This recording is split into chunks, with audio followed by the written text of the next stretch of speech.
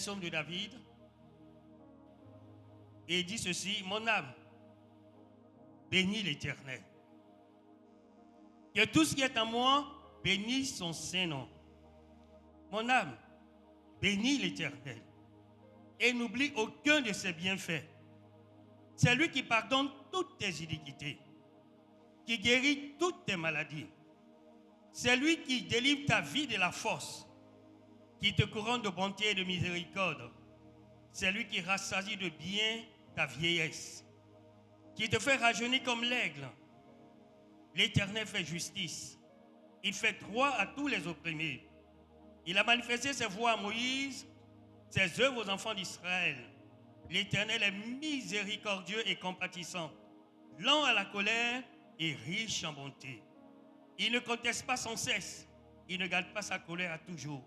Il ne nous traite pas selon les péchés, nos péchés. Il ne nous punit pas selon nos iniquités. Mais autant les cieux sont élevés au-dessus de la terre, autant sa bonté est grande pour ceux qui le craignent. Autant l'Orient est éloigné de l'Occident, autant il éloigne de nous nos transgressions. Comme un père a compassion de ses enfants, l'Éternel a compassion de ceux qui le craignent, car il sait de quoi nous sommes formés. Il se souvient que nous ne sommes que poussière. Voilà, nous allons nous arrêter là. Chers frères, chers sœurs, ce psaume de David, dans lequel David exhorte son âme à bénir Dieu. Et donne plusieurs raisons pour lesquelles nous devrons bénir Dieu. Vous savez, le diable, c'est un menteur. Et puis il est méchant. Le diable n'attire pas nos regards sur tout ce que nous avons, mais il attire nos regards sur ce que nous n'avons pas.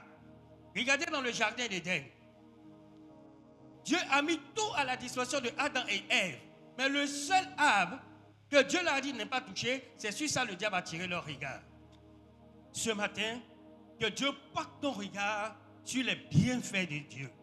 Que l'Esprit de Dieu porte nos regards sur les bienfaits de Dieu. Et non pas ce que nous n'avons pas maintenant. Et peut-être que nous allons voir plus tard. Dieu, il est bon. Et voilà ce qu'il dit pour que son âme loue l'Éternel. Il dit, c'est lui qui pardonne toutes tes iniquités, qui guérit toutes tes maladies. C'est lui qui délivre ta vie de la force. Nos péchés, il dit, pardonne nos péchés. Il éloigne nos péchés de nous. C'est lui qui délivre notre vie de la force. Chaque matin, quand tu te lèves, tu t'en vas au travail. Est-ce que tu sais ce qui se passe de ta maison jusqu'au travail, du travail jusqu'à la maison? Pendant que nous sommes couchés, est-ce que nous savons ce qui se passe dans le monde spirituel? Nous n'en savons rien. Chers frères, chères sœurs, Dieu a fait beaucoup pour nous.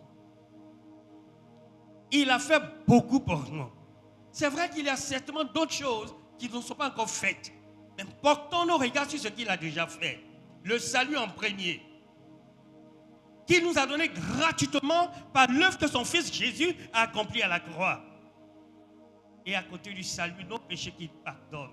Et puis, diverses grâces que chacun a dans sa vie, dans sa famille, dans son foyer, dans sa maison.